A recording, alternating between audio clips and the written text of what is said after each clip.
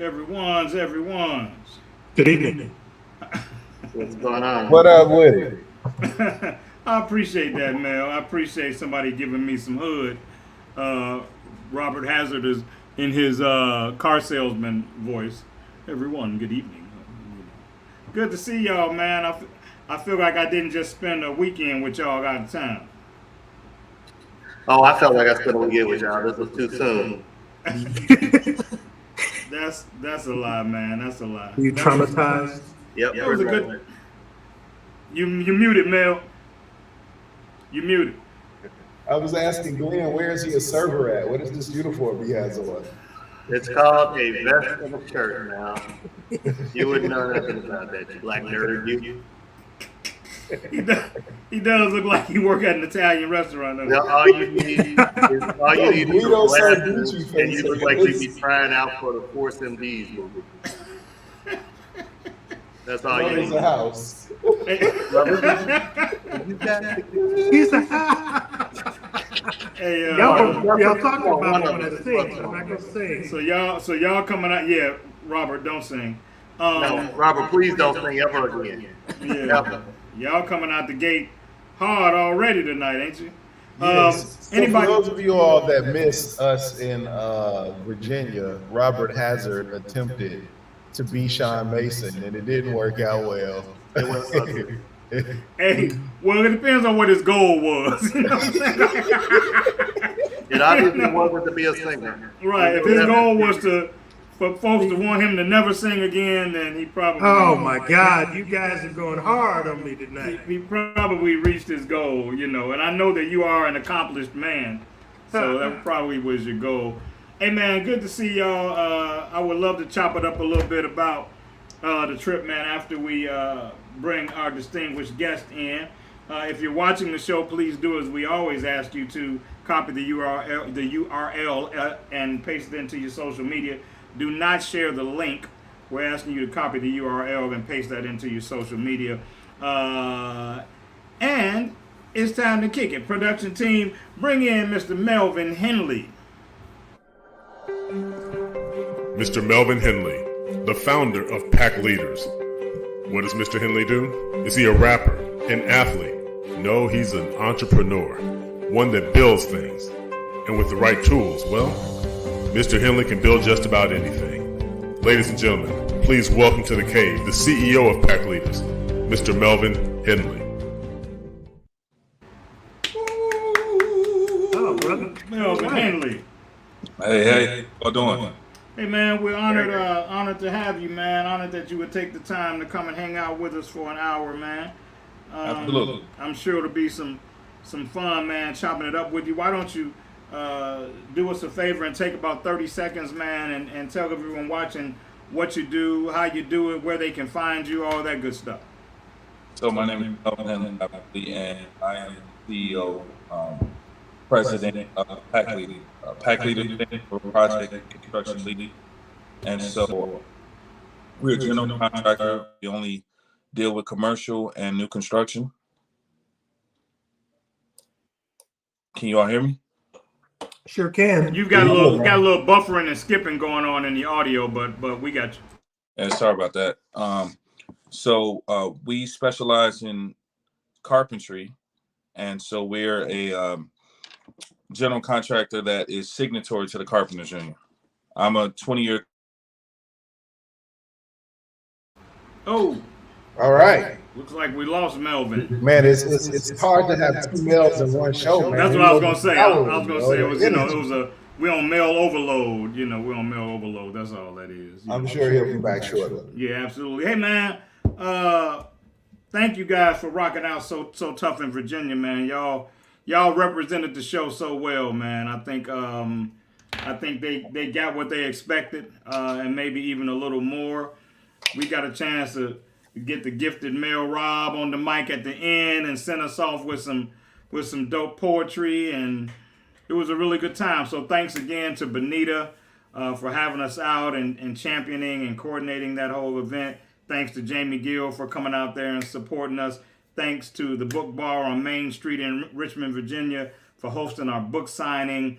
Thanks to the lovely team that met us for brunch when we first got off of the plane. I mean, it was just, they treated us like rock stars, man. I know we're all very, very appreciative of the effort that they put into just hosting us and having us there, man. So if you guys are watching, everybody that was a part of it, thank you so much from the bottom of our heart, collectively, from the guys that are a part of Live from the Cave, the Crystal, the owner of the book bar, Mandy, who was in there trying to get us all drunk at the book bar.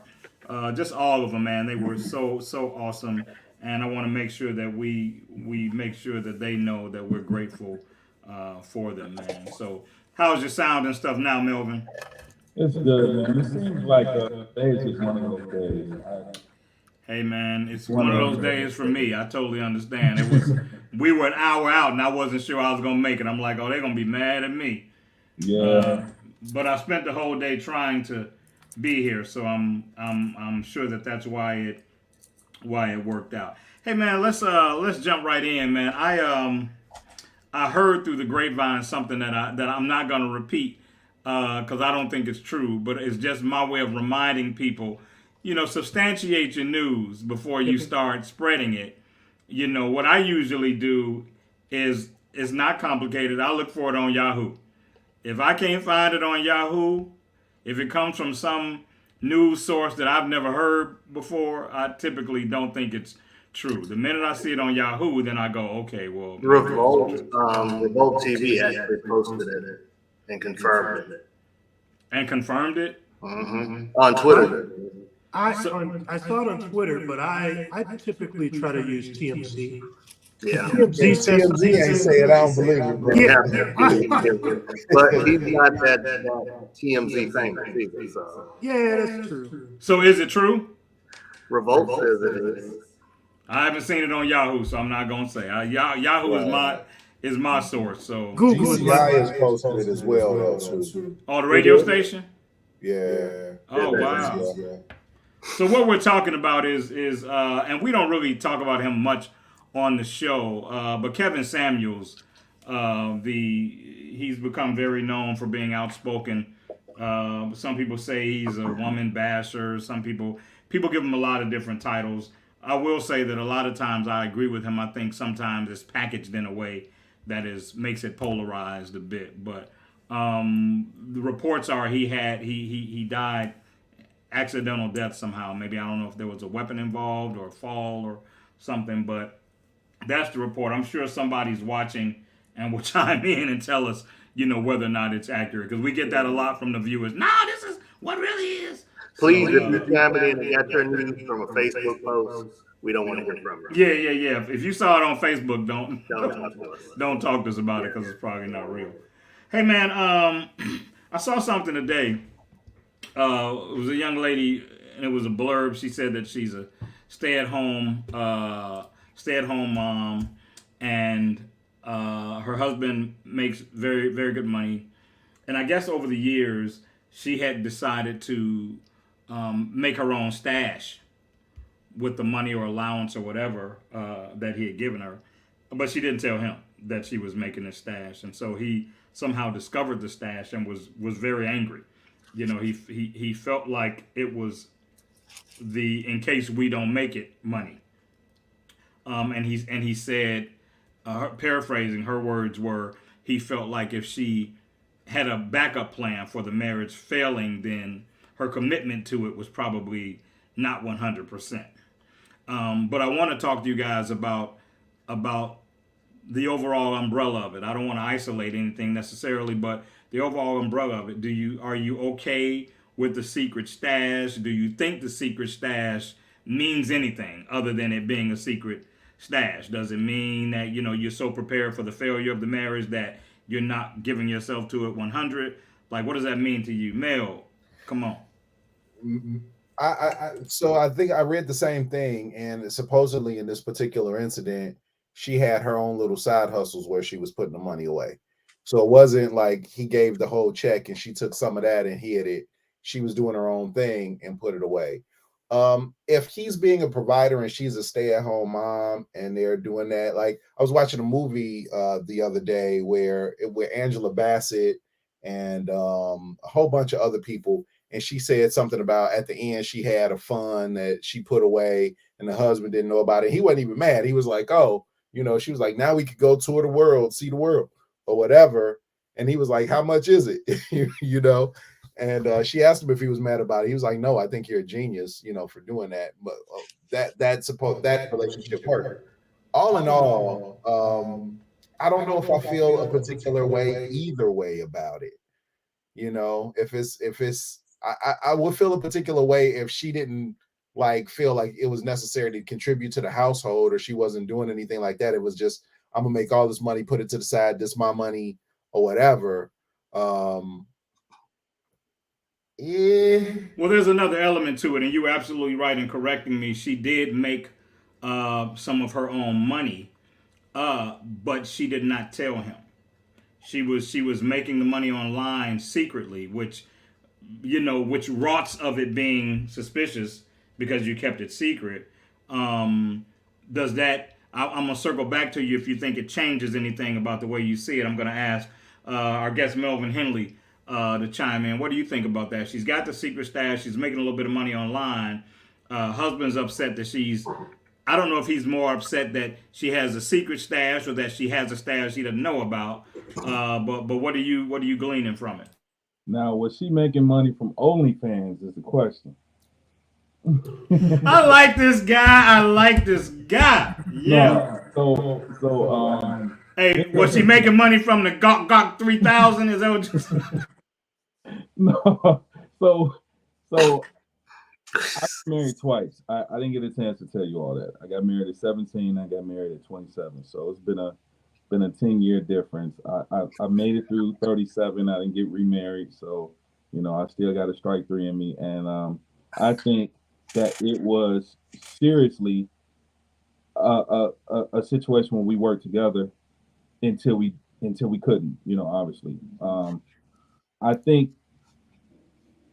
I'm not going to say it's a breach of trust, but I will say that you know certain things do need to be divulged. I'm sure that they didn't have those discussions, those important discussions that you need to have as far as your money is my money and my money is my money. You know, some people come into the relationship understanding that it's a commingling of funds. It's a partnership. Some people come in with, I just like this ring and I like the status of being married and I'm gonna do this over here and keep this over there. So I think that it could definitely be an issue if someone I was with had a secret stash that I didn't know about. You said something. Amount, none of that, just the secrecy of it. You said something, and I don't remember what, but you said something that triggered a particular thought in me, and that is sometimes it's how it's discovered that becomes the issue. Like everybody knows, I'm real comfortable with having platonic female friends. I have some beautiful, successful platonic female friends, and they've been nothing but platonic friends to me. I only have one platonic female friend that I have any romantic history with, and I always let whoever I'm dating know about that romantic history because I feel like if they stumble upon it, they're going to receive it. They're going to experience a very different way because it's going to seem like I was hiding it or keeping it from them or whatever. So I always tell them because it's better for you to get it from me, you know, than you come across something and then you find out, oh, you and such used to date your best girlfriend. Y'all used to date, and I never knew that. They could experience it a certain way. So I think you're right on point when you say, you know, how it comes out is very significant. Glenn, you look like you and Robert both look like y'all.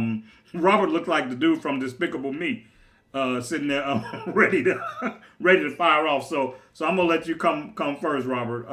What are your thoughts about it? I think that as Melvin said, we've got to have a discussion around money before we get married and at the beginning of that because it sets the tone. If that were me and in my situation, there would be a trust issue, and there's probably a trust issue anyway because, as you said, and Melvin said the same thing. It's all in how we spin that conversation or have that conversation, because words make a heck of a lot of difference.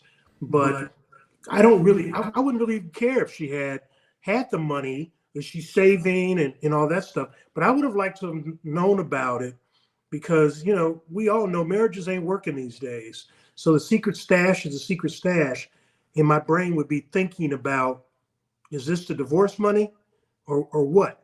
But in all honesty, I would have a problem if I'd have a trust issue. Somebody said in one of the comments I read about a post, if he kept a side chick thinking that the marriage might work, is that okay? You know what I mean? Like, is it the same type of deal? Which is a fair comparison, but not a fair comparison, of course, because the money piece isn't a violation of the marriage necessarily, where infidelity is a clear violation. But money, Mhm. money is the number one thing in divorces, and in terms of why people. It's the number one thing in marriages too, because that's clearly why I ain't never been married, because I ain't got none, I guess. Yeah, it causes people to get divorced because there's this view of money. It's, as someone said, my money is my money, or her money is her money, and my money is her money too. So we all have a perspective on money, and that's why we have to have that discussion at the beginning. That's that whole what's mine is yours, and what's yours is yours, and what's mine is yours kind of. Yeah, exactly. I think I got it backwards, but that's probably why I ain't got no money. Glenn, come on with it. You're on mute, Glenn. Oh, sorry. I'm a firm believer in separate bank accounts and building your own stash and doing what you do, as long as ends are meeting. I think that's good. And plus, I think the question was, it was her own side jobs that she had. So it really was. But she kept the job a secret, Glenn. What's up with that? She kept the job a secret, though. So now that's a problem, unless, because if she's on the pole calling herself Cinnamon, wearing clear heels, then that's a problem. It's Cinnamon Spice, Glenn. Her name was Cinnamon Spice, not Cinnamon. Okay, I think it was Candy. You name your strippers what you want to name. I'll name mine what I want to name mine, okay? I just want Cinnamon. You can add the spice and do the other stuff. You probably have multiple ones. That's probably why. So understand. I really think it comes down to intention, man. I think if Mel checked out on you already, I really think if she had not framed it like it was the emergency fund, he probably would have experienced it a bit different. It could have been the rainy day money, the secret trip money, the whatever. But I think when she let it be known that it was kind of a backup in case I got to get my shit and get out of here kind of, fund, I think that changes the whole experience. But if you have to plan an exit strategy before you even plan an entrance, you probably don't need to enter. And that was his point, though. His point was, if you have a stash that's for the failure of this marriage, are you so looking and preparing for the failure that you're not really, really investing in the reality of the success of the marriage? Right. Melvin, you seem like you're fidgeting again, like you want to come back around to it. You got some you want to throw in there? No, I think all of those are good perspectives. Again, it's secrecy. It's not the account. It's the doing your thing. In both one, I got 17. That one's a little different. But the 27 year marriage, we both had our own separate accounts, and we both tried to do things separately. And then it was actually her, because I'm a man's man, right? So it was actually her that said, "Hey, why don't we put a joint account together, and why don't we do this while we still have our separate accounts?" So that actually worked. It's again back to, and I'm doing this over here, nobody's gonna know, because like you said, the energy with that, a lot of times when you have that energy in your heart, it comes out in your actions, or your words. So I don't know if this gonna work, so I'm gonna do this over here. Well, eventually you have a self-fulfilling prophecy, and guess what? It don't work. Absolutely, because, and I think the world has moved a little bit further into embracing the reality of it, but I believe that manifestation is real, much like the law of attraction is. And so if you're putting your energy into your belief about the possible failure of something, I think you're you're giving that to the universe, which means that you're basically impacting the reality or the possibility of it failing because you're feeding it, and you're thinking about it, and you're like, okay, I better put this money away in case we don't make it, and the more you do in the vein of us not making it, then you start to contribute to the energy of you not making it. And like you said, Melvin, it becomes a self-fulfilling prophecy of sorts. I think that I would, much like I said before, I think that I would probably be pleased with the discipline of a separate account. I will probably be concerned with the secrecy around it, or if it was painted out to be this, don't make it. Like I believe words are so powerful. Just like back in the day when Steve Harvey came out with that foolishness, the 90-day rule. I don't have a problem with the 90-day rule. I have a problem with you telling me I got 90 days to earn that space. You know what I'm saying? Like, that's what makes the difference, because then it's no longer something we're sharing in together. It's something that I'm earning and you're rationing off to me after 90 days as you see fit. Whereas without that verbiage, I've had a year-long relationship without sex because it was a because we mutually decided, that was what we wanted to do. Now we can decide together we're not going to do that for a year, but you can't tell me I can't have none for 90 days until you think I'm worthy. I mean, that's a whole different. That changes. Am I tripping? Thing for you, Sean? It's the principle thing. It's the principle of the thing, is what I'm saying. So, yeah, man. Anyway, let's move on, man. I saw something, man, before we went to Virginia, and I actually held it because I thought it would make such good conversation for us, man. I was watching a Shaq video, and he was on the Pivot. You guys familiar with the Pivot? All right, so he was on the Pivot podcast, man. He was basically saying he's got sons and daughters. He says daughters can stay at home as long as they want. Sons got to get out at 18. And I heard that, and I know Shaq's beloved, and everybody loves Shaq. It's Shaq. He got a, real popular persona after basketball and all of that. I thought that was the dumbest shit ever. I understand the whole making a man thing, but I think that in our attempts to make a man, we've made a lot of dysfunctional men because we forced them into that space before they were really ready. And the last thing you want is a little boy trying to be a man. Come on, Mel. So I had a situation where when my parents, when my dad got sick, I was back home, and like the debating, move out, do I stay, how long do I stay, and all of this other stuff. Financially capable of doing whatever, but got used to being at home and being with my parents. And I was talking to one of my buddies who's Nigerian, and he said this is the only culture where families get rid of their children before they go create their own family.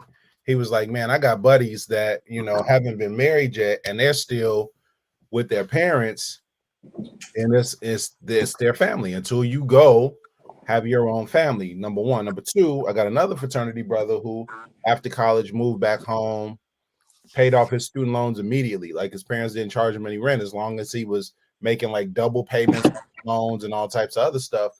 Paid off his student loans, saved up some money, had impeccable credit, and was able to go buy not only a house for him to live in, but an investment property at the same time. So I don't know what Shaq's situation is or how he raised his kids financially or whatever. I can't speak to his situation, but I'm all for families being families and supporting each other as long as your kid ain't being a deadbeat and they learning.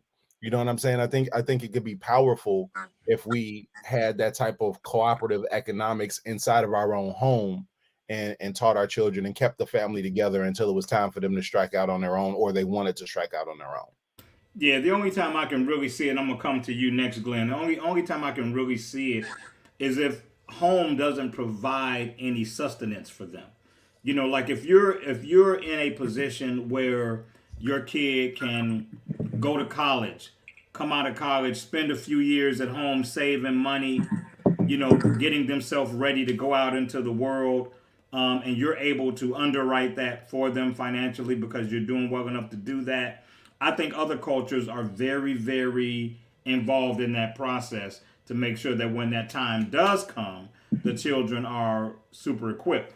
Now, if you're struggling so bad that extra mouth, you know, is a hard one to feed, and they are able to maybe get out and fend for themselves, then I say, hey, take that pressure off mom and dad. They've done enough, you know, and fend for yourself. But if you're able to, like Mel said, better prepare your kids, you know, for that trip out there, I don't see why you wouldn't do it. Come on. But what if, you know, instead of putting them out to fend for themselves, they worked and supported the household too. You know what I mean? So it doesn't have to be this is an extra mouth in the house that I have to feed because they're doing nothing, but they can go out and get a job and contribute to the rent, contribute to the groceries or Absolutely. whatever, and do it that way. And still experience the leadership of their parents if that's the kind of relationship they have. Melvin, what do you think about it?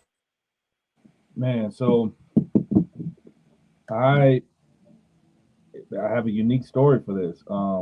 When I got married at 17, I still stayed at home. I stayed at home.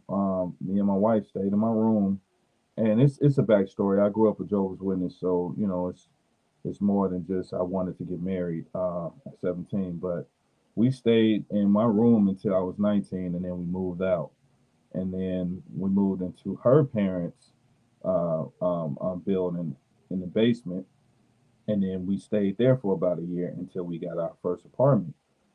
I kind of agree with Mel.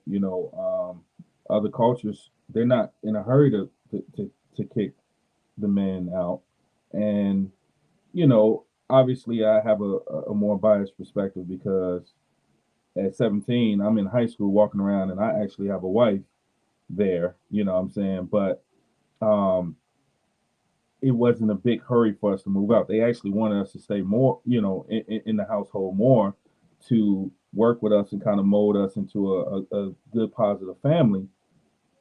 I decided, no, I got to get up out of here, because I'm grown. So it's kind of 50-50. You do want that support, but you also want to mold a good man. Glenn, come on. What do you got for me? Yeah, I think it's hard to assess. Not the majority of men at 18 aren't mentally or financially capable of fending for themselves. You learn a lot, but if you think about it, your teen years and growing up, you learn in the books, and after 18, you start learning about life. So it would be great if a family could stay together to teach you more about life. And to Mel's point, how to contribute to a household, how to create a functional household and not just struggle to make ends meet, struggle to pay bills. I think there's so many lessons you can learn by keeping a family together for a little bit longer to really nurture and grow you into being a successful adult. Kicking them out at 18 just breeds a whole generation of other men that think they should kick their sons out at 18, and you keep kicking them out at 18 and you keep making the same mistakes over and over again, be it children out of wedlock, be it crime, be it just going down the wrong path. It creates a lot of behavior that we don't really mean to create. We think we're doing something. We think we're being men by telling them to be a man now. But no, you're a boy. You're 18. You're going to make a bunch of mistakes before you get to the manhood part of your life. I'm gonna go Yanni on you, and I'm doing that on purpose before I get to Robert because I want Robert to answer both aspects of the question. But I want to know. I'm gonna give you a part B in a tribute to Yanni. Give you a part B, and I want you to tell me what you feel about the disparity when it comes to that being something that males were targeted. You know, the girl can stay, the boy child has to go. I What think are your thoughts on that? that's a flawed sense of what being a man is. We think 18 is some magic number where we shift our thinking, we shift our mindset. Swim or drown, like a swim or drown. Life isn't a swim or drown thing. Right. So all of a sudden I'm developed and equipped to survive everything that hits me at 18. No. So I think that's just it's a flawed way of thinking. I don't know that I And would. it affects men, it affects boys, because we're still boys. It affects I don't know that I would feel like that was loving my son. Right. To throw him out there ill-equipped and saying, "Hey, I believe in you, boy, but go ahead. Come on, Robert. What do you think underneath your giggles? I'm watching you. Well, here's what I think. I think that my parents at one were JWs as well, and you all know that I was too. So I think that there's a culture there. There's some biblical things that are taught around that. So when I was younger, to Mel's point, I was actually 23 when I got married the first time to my kid's mom. But I think that my dad was more in favor of me staying at home. In fact, me and my wife moved into my parents' apartment building, and he wanted that. My mother did not. My mother was like, "Hey, you got to pay some bills around here. You got to do some stuff, and I need you to get out and experience the world." So I think that there's two rules of thoughts. I wouldn't have a problem. I tried to do some similarities with how I raised my daughter and how I raised my son. And to Glenn's point, it comes to where you're trying to tell your son, "Hey, you got to be a man. This is what it looks like." I'm not saying you got to be a man and not giving him instruction on what that looks like, but I am giving the instruction and saying, "Here's what I need you to do." And I've taught him that. Whereas I treated my daughter a little differently because I want my daughter to be successful, stay away from, certain types of people, certain types of situations. So I have a different skew on it. Now, I will tell you that was then. Now in later years, I have different discussions with both my kids. So I probably, if you were to ask me that question, I feel a little bit different about kicking somebody out without instruction, if that makes sense. Yeah, it does. And I also think that a component that has to be mentioned is it's not like once 18 comes, you're just letting them be passive in the house. I mean, when adult age comes and adult preparation comes. And so it might take 2 years, it might take 5 years, but I do think that you start preparing them to be independent on that level. And they will probably choose to make that move before you can ask them to, once they feel like they're equipped to do it successfully. Right. Or once my mama start raising that rent that she's asking me, to start paying. Hey, but Robert, let's be real. Sometimes it's because you finally want to lay up. You want to lay up and you can't do it at the house, and it's stupid to keep paying for these rooms. You can just you can just you can just pay for your own place and do your own thing. You know what I'm saying? For back in the day. I mean, I don't have children, but if I had a son and they were 18, I would want them to put together kind of a plan, a 4 or 5 year plan. You're in college. What's your goal? Most boys want to get out of the house. We know that. You get 18. To Melvin's point, he was ready to go. He was up and out. He was married too. But even if he hadn't been married, I think if you want to be up and out, and most of us do, because we just want to get out there and run fast. Want to run with scissors, Glenn? We want to get out and run with scissors. Huh? Yeah, basically. But I would help him put together a plan. Building credit, getting a job, getting through college, all of those things, and really start to work toward when you're 21 or 22. Then you can move out because you're going to be equipped to move out, because these next 36 months, we're going to go through boot camp. We're going to go through real life boot camp, though, of finances, budgeting, and all of that stuff, and understanding that. Yeah, I think that's really a good plan. I think that, like 18 means that there's no college going on, because here's the reality. If they're going to school out of state, it's going to be like they're going anywhere. You know what I'm saying? So I think that at least at 18, the preparation should begin. One of my homegirls, for her kids, what she did was she charged them rent, but she didn't use that rent for bills. And so when they were ready to move out, she was like, here's the money you have been saving. I've been saving for you. I just needed to make sure you knew the practice of it all. It's like, now you can move out and get a place. You can try to buy a place. What do you want to do? I'll help You you out. already used to paying that rent. Exactly. Right. And then even teaching them savings and investing. If we had started saving at 18, we could all retire at 50. If you think about it, and that's just saving off of a minimum wage job. So even just talking to them about that, and really, the things that you wish you had heard when you were that age. So it's a lot to learn. If they go to college, great. If they don't go to college, then they really need to learn those life skills, Indeed. Hey, man, I want to switch gears real quick. We're about halfway through, and if you watching the show, we're grateful you're watching the show. If you've been watching the show, we're certainly grateful you've been rocking with us. I want to ask you to, if you weren't on when I asked before, I'm going to ask you to copy the URL into your social media so we can continue to spread the show and continue to take great trips like we just did being hosted in Richmond, Virginia. But I want to switch gears a little bit, and I want to talk about the fact that relationship trauma is typically thrown in the laps of women. And I want to talk about the fact that there are a lot of men that are silent about their relationship trauma. I was watching a guy that does like a weekly feed or whatever from his car or whatever, and I mean the brother was almost in tears talking about the men that he knew that had suffered trauma in relationships, but because of the badge of toughness men have to wear, they had internalized it and stayed silent about it, and it had eaten at them.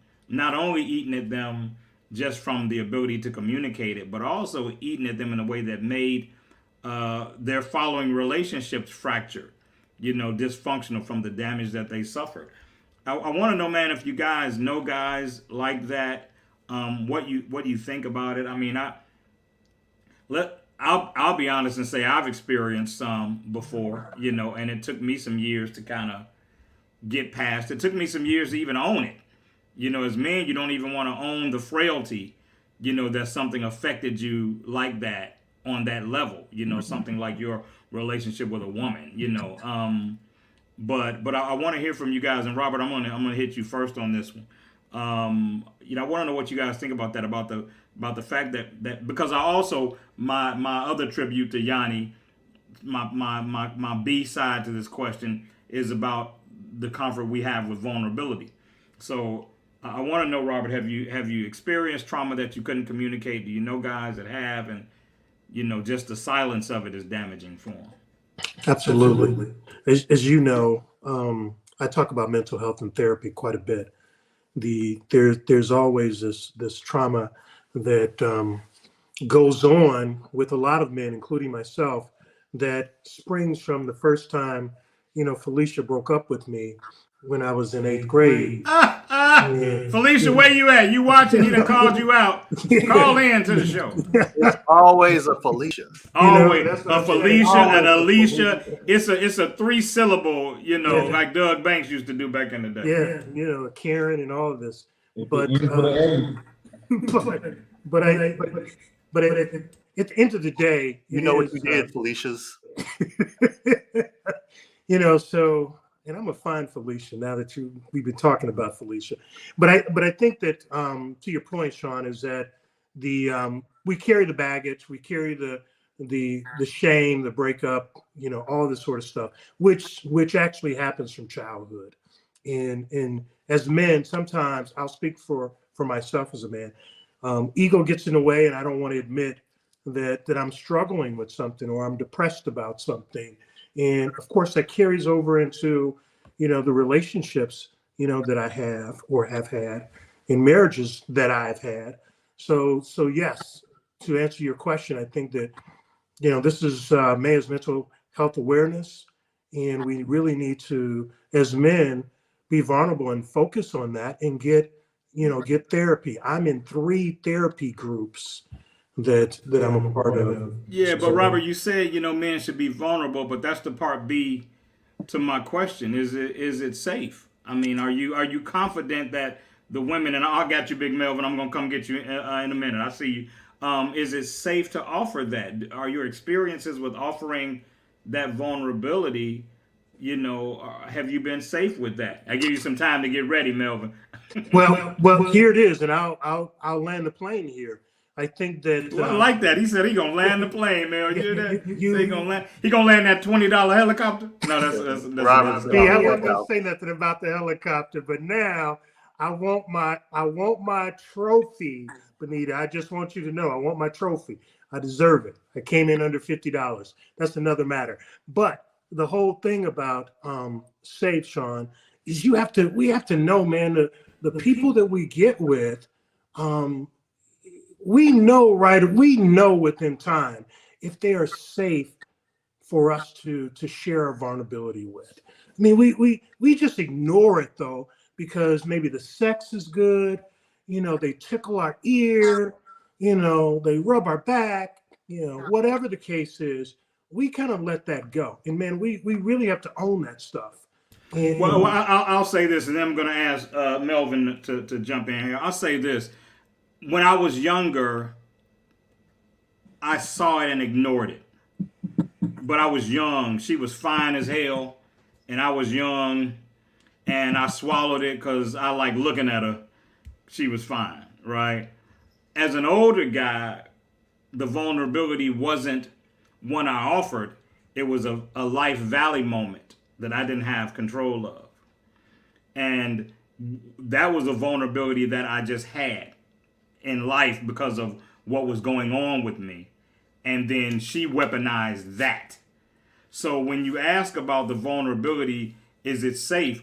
Sometimes it's not always in your control. Like at 20, I chose to be vulnerable because I was stargazing, right? But later on, life just kicked my ass and I'm on my back looking up and I'm vulnerable. And either you got me or you don't.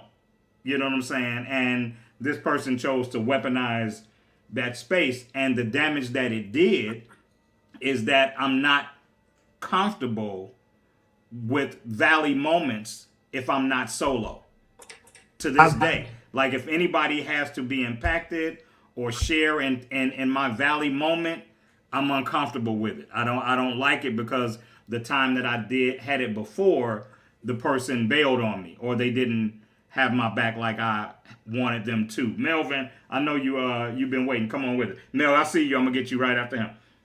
So you said a word, man, and I like the use of your word. You said weaponize.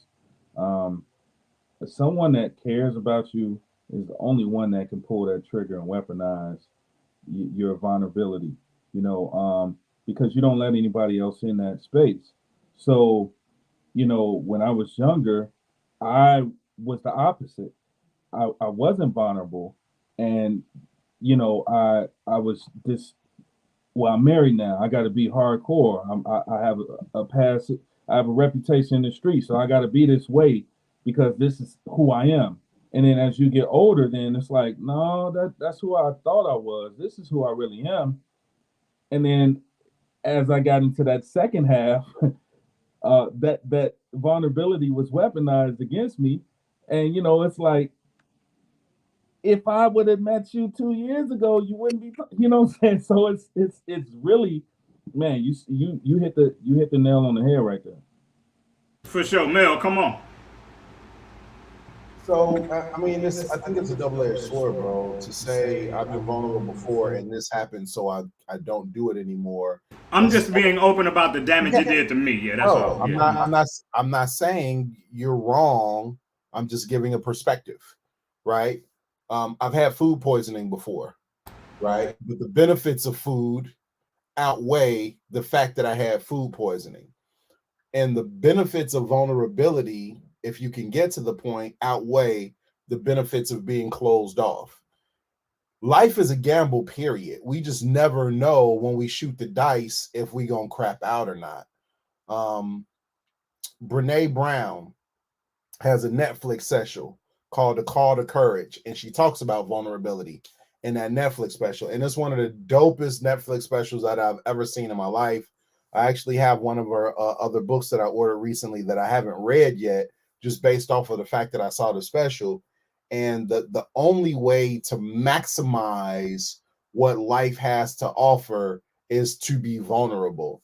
Playing it safe. I mean, and I'm not even just talking about love. Henley, if you played it safe in business all the time, I mean, we take calculated risks, yes, but you can't always play it safe if you want the biggest return on your investment. And I think that vulnerability inside of a relationship, when you, especially if you can get to the point where you trust a person, can yield so much. And Sean, I ain't knocking you, bro, because I've had my heart crushed before, man. I had a relationship where my best friend flew into town after this lady and her kids moved out in my space because he did not want the day that they left for me to come back into that empty house by myself for the first time, right? So I get it. I totally get it, man. But on the flip side of it, you know, I had to take that risk again, and now I'm in a beautiful space because I took that risk. Yeah, I think it takes time. You know, I probably, you know, like I would say maybe that experience that I shared is new enough for me that I haven't shaken it all off. You know, that first one that I mentioned, you know, I was in my 20s, you know, it's long gone and it doesn't even come up in my mind when I see situations that are reminiscent of it. But that one was recent enough and hit me hard enough that I still associate that space with whether or not somebody's with me or just pretending to be with me or what. But good stuff, Bro, guys. just like we say, we talk about previous cats and music soul child song. We talk about that song. How fair is it for us to do the same thing to a woman and make her responsible for what other women have done? Absolutely. Come on, Melvin. I see you. And I gotta, man, I appreciate Mel with this one because he likened it to the business, and I can tell you, by going through those stages and those heartbreaks, it has allowed me to be able to take more risk, you know, bigger risk, bigger return. Because when you're closed off and you afraid to be vulnerable, you know, they say that hand that clenched fist, it doesn't let anything go out, but it also doesn't allow anything to come in. And I'm telling you for a fact, I probably talk too much. I'm a little bit too open. I give too much, and you know that's really benefited me in the other in business and in relationships. So I appreciate. That's the one thing we've learned in 2 years of doing this show, man. There's never a cookie cutter answer, and this is something that I really believe we could continue to unpack because I think that there are so many different lenses that you could look at it through. We got about 6-7 good minutes left, unless the production team gives us more. So before we get out of here, man, I want to talk about this fool tackling Dave Chappelle on the stage the other night. And let me be serious for 1 minute, and I hope I don't trigger anybody when I say this. I wish people on social media would understand Will Smith ain't had nothing to do with that. Okay, that's all. All right, come on, what y'all? Come on, Mel. So what pisses me off about this is the fact that they've decided not to press criminal charges against this dude. Yeah, was that them or Dave didn't want that? No, it wasn't Dave. It wasn't Dave. It was whatever municipality or whatever police body or whatever decided not to face criminal charges, which I think sends the wrong message, man. You know, it gives people the audacity to believe that they can do stuff like this and get away with it, similar to the invasion of the Capitol building, right? That's thing number one. Thing number two, he deserved to get his ass beat. He got stomped, didn't he? Oh my God. He deserved to get his ass beat. You know, you attacked this man and you got a knife on you, bro. Like, come on, man. You can't do that. You can't do that. And how did it get past security? That's what I wanted to know. How did it get past security?